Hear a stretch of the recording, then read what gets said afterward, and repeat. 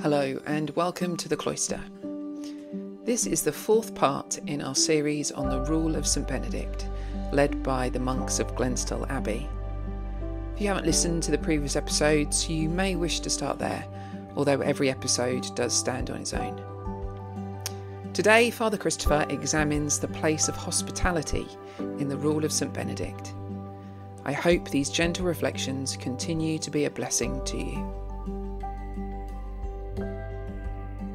When talking about the reception of guests in the monastery and the Rule of Saint Benedict, we have to remember that the world for which Saint Benedict was legislating in the 6th century is a very different place from today.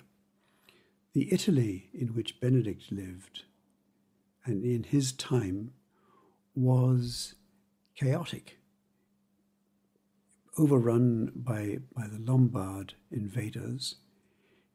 Safety on the road was not to be taken for granted at all, so that when Benedict speaks of the visitor, very often he's speaking of people who are actually in need of a safe place to stay. And so he speaks very, very generously of the reception of guests. They must be received as Christ, particularly those who are pilgrims and brothers and sisters in the faith.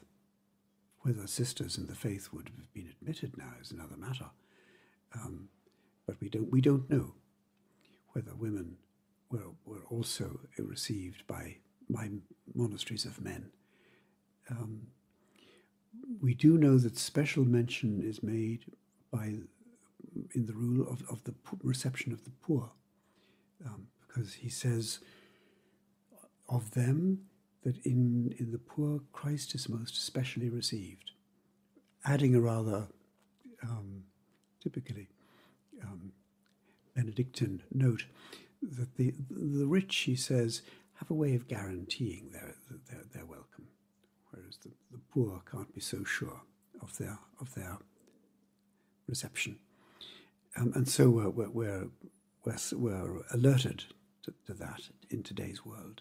But also it has to be remarked that the visitor to a monastery today in the 21st century is a very different kind of person to those who would have visited in the 6th century. Today, it's more probably that someone is looking for a quiet kind of holiday, a quiet rest, as opposed to the tourist trail, a place of refuge. Sometimes, and in very many cases, monasteries are seen as just that, a place of refuge, to be quiet, and perhaps to have a spiritual talk with somebody, and as much as anything, to meet other people in the same situation, like-minded souls. And so it is now as it was in Benedict's time, when he says, monasteries are never without guests. There are always people in search. And so the monastery has to be well arranged to receive those who arrive in such a way that they get what they're looking for in terms of solace and quiet, and at the same time that the monks are not disturbed by guests. Special arrangements are made for the feeding of guests who may arrive, as Benedict says, at irregular times when the monks aren't eating, and yet somebody has to provide for them. So a special place is made ready in such a way that the community can carry on its everyday life without, as it were, being bothered or disturbed by the guests.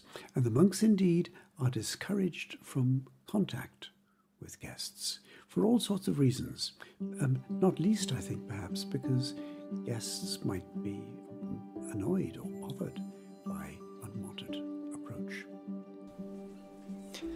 Thank you for listening to The Cloister.